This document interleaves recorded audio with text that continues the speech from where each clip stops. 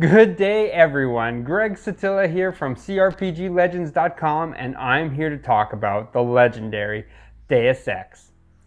Deus Ex was the work of Warren Spector and Harvey Smith and the team at Ironstorm Austin and was a critical success from the start, even though sales weren't that hot, considering the status that this game holds in the RPG, shooter, and gaming communities. We are going to be talking about the story, the gameplay and levels, and of course, is it fun to play? I think it's only fair that before I dive into what makes the game so special that I tell you about my early experience with it and the struggles that I had before I really sat down and just got it. Maybe my experiences mirrored that of a lot of other gamers, and we see why sales weren't as high as the game status would suggest. The game came out in the summer of 2000, right when I was finishing high school, and I remember PC Gamer gave it 94%, which meant they loved it. The highest scores they were giving out at the time were like 98% for Sid Meier's Alpha Centauri and 97% for Half-Life, so a 94 put the game in excellent company. But I didn't buy it.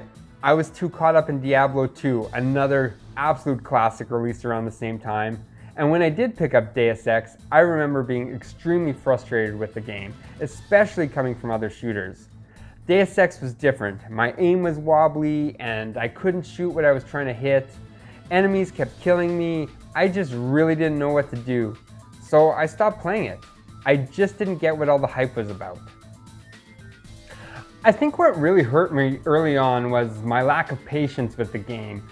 It had a fairly steep learning curve and didn't do a really good job of explaining how the world worked. It kind of just tossed you in and let you figure it out for yourself. The game definitely takes some time to understand its systems. If it hadn't been for one of my good friends' absolute love for the game, I don't know if I would have given it a second chance. But in the end, I'm glad that I did, as once you start to understand how the game's systems work, it becomes very addicting. So let's take a look at what makes this game so great. Now I do want to point out that for this playthrough I used the GMDX patch version of the game in order for the game to play better on modern hardware. I know the patch makes some changes to the game, but I also believe it holds true to the game's original spirit and design.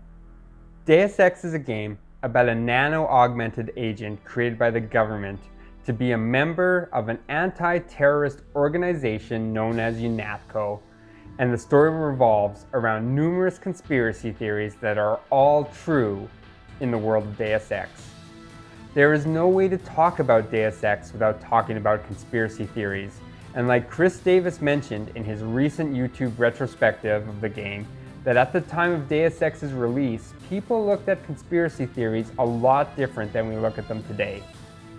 At the time, the game's creators were looking at the world around them and using the information they had then and used conspiracy theories of the time to extrapolate them to create their world in 2052. Well, considering the world when the game was released or even the years when the game was in development, I think they did a pretty good job of creating a dystopian society that a lot more people fear today as a possible reality than they did back in 2000. At the point the game was released, Bill Clinton was finishing his second term as President of the United States, and his VP, Al Gore, was heading into an election against George W. Bush. The internet was not yet a place dominated by news cycles, and I was more interested in the battle between Napster and Metallica than I was in the rise of terrorist attacks from Al-Qaeda at the time. Politics was starting to show up on my radar, but like most kids graduating high school at the time, I didn't fear terrorism. I didn't need a passport to cross into the US from Canada. In fact, that winter my university roommate and I made a middle-of-the-night road trip to the US, crossing the border at 3 a.m. A story like in Deus Ex would have been in no way grounded in my reality. The story based on so many conspiracy theories would have appealed to so many people, and I think for the most part the people playing the game would have seen them as pure fantasy. Well, fast forward to the year 2020, and with the way that the internet has created and promoted echo chambers for so many people, that we now have to deal with fake news and conspiracy theories on a regular basis. Especially after the US suffered a major terrorist attack on September 11, 2001. People are way less likely to trust the media, They are way less likely to trust the scientific community, and it definitely changes the tone of the story and makes it feel a little more personal. In my life, I have had friends and colleagues legitimately tell me these conspiracies with certainty were real.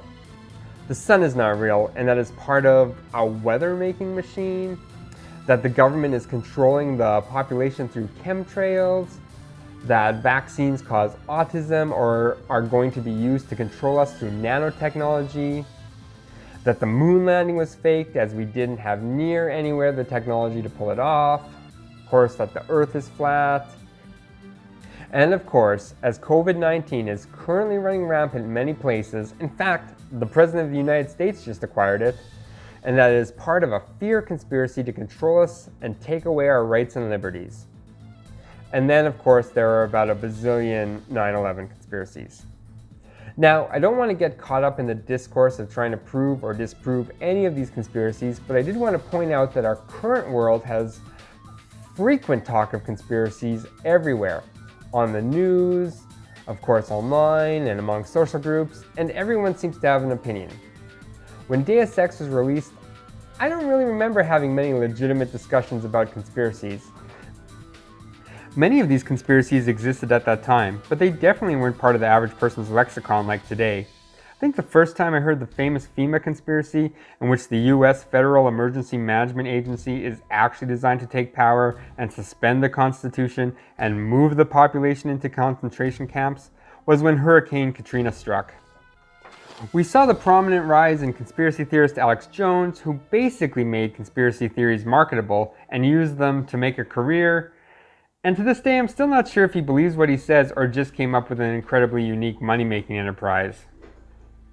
One of the main plot points in the game is that there is a pandemic going around called the Grey Death, and that there is a vaccine known as ambrosia that won't cure the disease, but it will keep it at bay. However, ambrosia needs to be administered every 48 hours. Of course, there is a shortage of ambrosia, and only the wealthy elite and those who they need to support their grip on power are able to get their hands on it. Of course, it turns out that both the virus and ambrosia are manufactured by the same company, VersaLife, which we find leads all the way back to Bob Page and his shadowy group, Majestic 12. This would have been pretty fun in 2000, but like Chris Davis stated on playthroughs today, the plot is a little bit more unsettling as we deal with our own current pandemic that at the moment still has no vaccine. So even before we get into the gameplay and its impact on games today, we see how the story might be the most relevant part of the game. There are currently prevalent conspiracy theories linking the coronavirus to the New World Order in an effort to undermine President Trump, that Microsoft founder Bill Gates wants to use the vaccine to put microchips in everyone, that the rollout of 5G is causing people to get sick with it, and of course the slick little pandemic video that insinuated a shadowy cabal was using the virus and its vaccine to gain power and profit, just like in Deus Ex. Conspiracy theories like this are prevalent these days and proliferated online and are in fact a real danger. So you can see why the story does make some people feel uncomfortable in 2020. Now, while the story may make people uncomfortable today, the actual gameplay is what has left behind a far greater influence on the gaming world. When I really started to get into the game on this playthrough, I was maybe a little overwhelmed by the way you can navigate to your goals in a level. While at times you can definitely get stuck on levels and not be sure how to progress, a lot of the times the solutions are usually far more wide open than you may have thought. I was often surprised while I was playing that I would work my way to a goal, and while exploring around, I would find different routes and ways that I could have arrived at that same objective. Blow the doors off that nearby building and set off all the alarms and take on a small army, or sneak in, picking enemies off one by one. This is now fairly common in a lot of games. Dishonored is the game that pops to mind first, but lots of games give you the option to go in quiet or loud. The Far Cry games allow this as well, but most games still don't seem quite as wide open as Deus Ex, especially considering most of the levels are actually pretty small, only consisting of a couple small buildings, but there always seems to be a ton of options on how to progress. Really, the heart of the game allows you to sneak and try to avoid combat as much as possible, go in guns blazing, you could let the environment and traps do a lot of the dirty work, or you could use a combination of everything. Early on in the game, I tried to sneak a lot, but it wasn't to avoid playing in a violent way or to do a playthrough where I didn't kill anyone, but more so in a way where I could kill everyone without them knowing I was there, so I didn't get in a situation where I was easily killed. Definitely not the pacifist approach. In fact, early on in the game, the UNATCO Armory Supervisor, Sam Carter, wouldn't give me lethal equipment because he thought I was just killing too many people. I thought that this was awesome. It didn't really feel like the game was handcuffing me at all, but it did give me a really good glimpse into the character of Sam Carter and where his moral compass lay. It was also the moment where it dawned on me, oh yeah, going stealthy doesn't necessarily mean I kill everyone I come across with a crowbar. However, the dinky little tranq darts they gave me at the start didn't seem to take down the enemies fast enough when I screwed up. And with the game's controls and your abilities at the start, screwing up a shot was something that most gamers did consistently. Of course, most gamers found out pretty quick that even if you wanted to kill everything, it wasn't necessarily the best way to get through a level. You had your electronics, hacking, and lockpicking skills to help navigate your world, and I did use these skills a lot in the game, especially later in the game when I was a master at all three. I was pleasantly surprised how EMP grenades could be used to bypass laser security systems. I figured they would only be good to take out robots and so forth, but that wasn't the case. Of course, I kicked myself for not finding a multi-tool to take down a laser grid and wasting an EMP grenade that might have helped me destroy some tricky robots later. This is great. One of my friends who dropped by my stream mentioned how complicated the game was compared to today's games, and he has a point. Most games today might be much more complicated in how complex the world looks and the ecosystem the games create, but a lot of times levels are still spoon-fed to you. Like, this is a stealth level, or this is a level where you blow stuff up. But Deus Ex just gave you all those options, pretty much all at the same time, in every level. This was also a game that the quick save and quick load functions were used probably more than any other game I have ever played.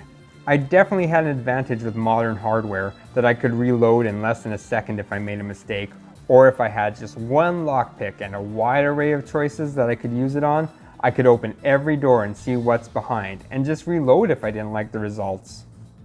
Or more commonly in my case, I would see a baddie and want to take him out without him setting off an alarm.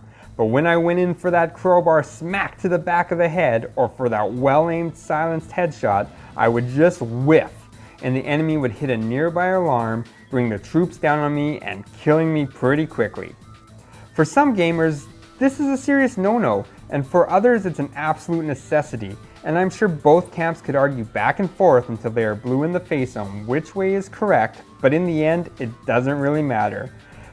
Because both camps also really get a high level of satisfaction out of playing Deus Ex.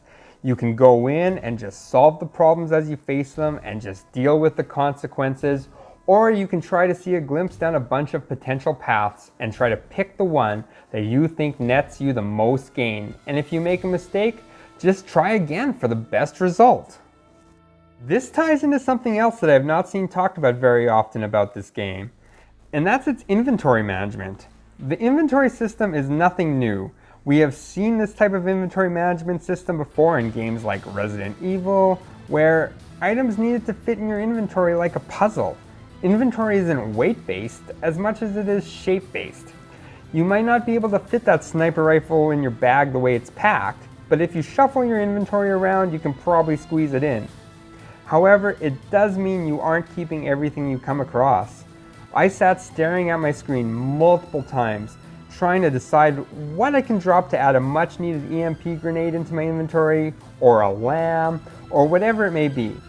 Normally I find this kind of inventory system extremely frustrating, but in a game like Deus Ex, I never really felt that the item I dropped would get me stuck later, but it might change the approach I was going for, so my inventory always had a direct impact on how I wanted to play the game. I personally would rather have lockpicks than lambs because picking a lock was my go-to rather than blowing the door off its hinges. But I could have gone through the game prioritizing destruction over stealth, and in most cases had similar outcomes, but probably would have had to deal with far more enemies.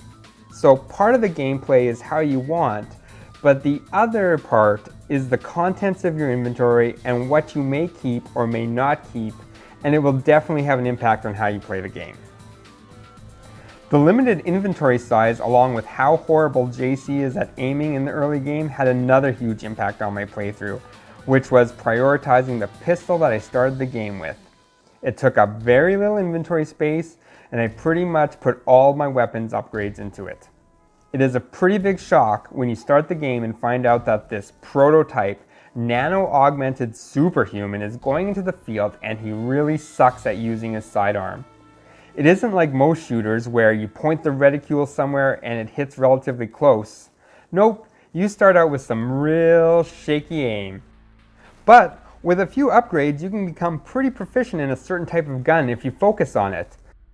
I became attached to my pistol. It had a silencer and a scope and became incredibly powerful and accurate as time went on. I know silencing the OG pistol is something GMDX allows and not the original game, but if it didn't, I just would have used the stealth pistol. Either way, I was very much in love with the pistol. Double taps to the head were quick and quiet by the end of the game, and really, running out of ammo on it was the worst part. I kept other guns around for when I was low on ammo, but in the end, it was my trusty pistol that probably killed more enemies in the game than any other weapon I had. Of course, a player could have chose to use a heavy weapon and ran around blowing the ever-loving crap out of things, but that wasn't my approach. I don't think I even equipped a rocket launcher until Area 51, when I really wanted some firepower to kill aliens quickly and from a distance, and because I already had max ammo for it. One part of the game that I absolutely loved, and maybe it didn't influence gaming or the genre, but the soundtrack is absolutely a blast to play the game to. The music is well written, great variations on a theme, the music never got repetitive, and every time it kicked in, it really helped bring me further into the game. It might not be everyone's cup of tea, but the MIDI-esque music seemed to scream cyberpunk dystopian fantasy, and more times than not, it pushed the game to another level. I was really excited to get to new levels and hear the new variations that they used. There are a lot of games I get tired of the music and simply turn it down, but not Deus Ex. Plenty of times it would get my head bobbing and my shoulders moving while I played and made me keep going. Don't get me wrong, there are tons of games with great music that really get the old heart pumping. I just want to make sure we note that Deus Ex is one of those games where the soundtrack is every bit of part of the immersive experience of the game as the other parts of the game are. Don't sleep on it. Put on some headphones and crank those tunes. It's a good time.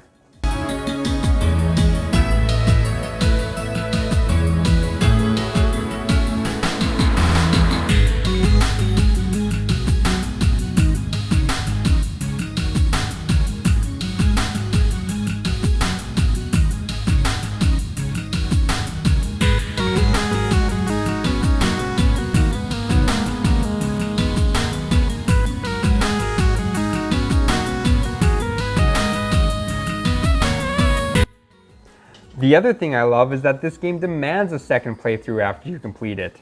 At least the early levels do. You learn so much during the course of the game about how its world works and its systems that you probably overlooked a lot of what the early levels had to offer. I went back and replayed the first few levels again, and I found a bunch of new areas and little side quests that I had no idea existed before. I completely missed the smuggler named Smuggler in the second level, along with a lot of extra rooms I didn't know I could get into. By the time I hit the third level, I had 7 lockpicks. At no time during my original playthrough did I ever have more than 4. I also had a much better understanding of how to use my skill points, so I was able to navigate around how I wanted to in the early levels, and it was a much more satisfying experience. The game probably could have done a better job of teaching you its systems, but I still think it takes some time to really get a grip on the game. Does the game have its flaws? Of course it does. It's not without a host of problems and issues that pop up, but I don't think any of them really destroy the experience unless you really want to pick them apart. And that's what's at the heart of it all makes this game legendary. Does it stand up today? Well, it depends on how you want to view it.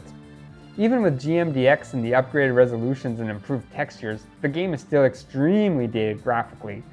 The story makes very little sense if you want to start to pick it apart. Why is UNATCO on Liberty Island? Why would the NSF even attack Liberty Island if UNATCO was housed there? Why not roll out all the agents and soldiers you had? It wasn't in an effort to preserve the obsolete Gunther, was it? But if you want to go into these games and look to tear the plot apart, you probably won't have a great time. But the plot of Deus Ex works extremely well with the style of gameplay, and even as the twists and turns and plot holes come, the main thing is that you are too locked into the roller coaster of action to really pull at the threads of the story. I mean, JC doesn't ask a ton of questions in the game, even though at times you're obviously just a puppet, even if you don't know who's pulling the strings. And you never ask too many questions because the fun is in going along for the ride. There are some things that could definitely be changed. The game uses a lot of subtlety, not only in its gameplay, but also when it's introducing characters. Characters like Gary Savage of X51 and Bob Page are referenced in newspapers and the UNATCO message board along the way, but if you aren't actively digging through this, these characters have little weight, especially Bob Page being the big baddie at the end. He's just a nameless figure at the start, and he never seems as threatening throughout the game as someone like Walton Simons does. Sure, it would have been better to either introduce him more prominently as the one behind it all, or they also could have scrapped him and focused more on Walton Simons and made him the ultimate enemy. But either way, I was still excited to get into Area 51 and finish the game off.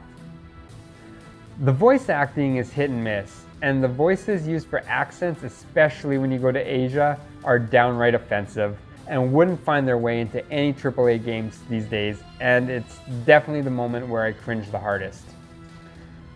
I felt really embarrassed when I heard them. It's probably a good thing we recognize moments like this now. It shows that we are growing, that this seems to be so out of place by today's standards. The AI is pretty poor, even with the supposed GMDX upgrades.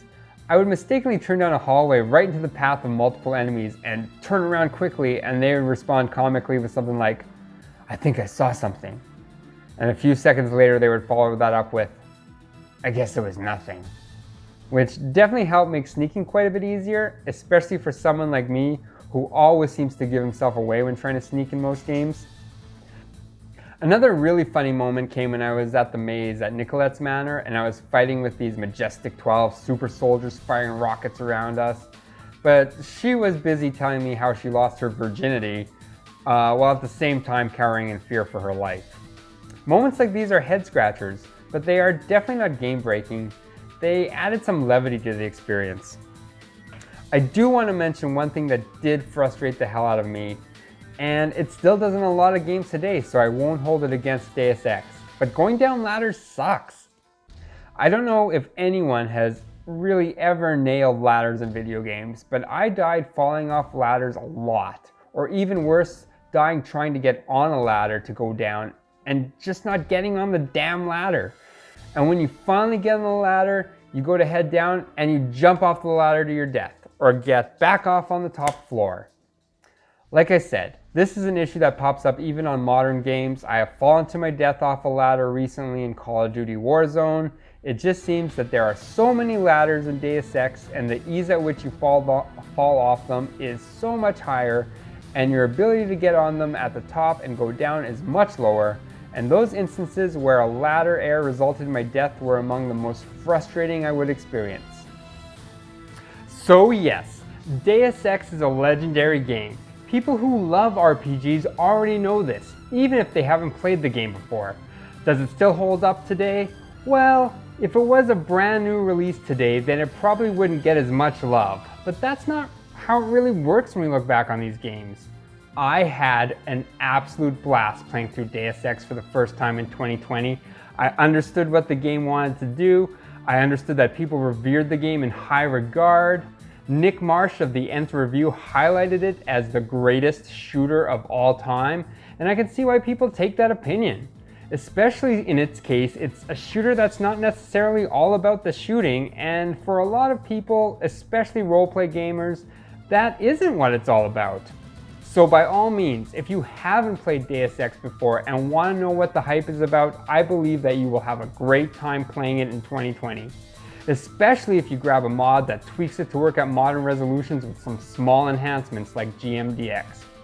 Games today seem to have some pretty clear-cut rules in how they play. Deus Ex was trying to fit itself into that 3D RPG world before all the rules were really fleshed out. And as a result, it really is a treat. So thanks everyone. I hope you enjoyed this video. If you did, please click the like and subscribe buttons. I have plenty more content on the way. Below you will find the website, you will find my Twitch stream, and you will also find my Patreon page. If you care to make a donation, please do. I really enjoy making these videos. The next video I plan on making will be on Anachronox. I'm not sure how you say it, but either way, it's supposed to be a legendary game. I've never played it before. You'll find it on my Twitch stream, and you'll see that video popping up sometime soon. Thanks a lot, everybody. Bye-bye.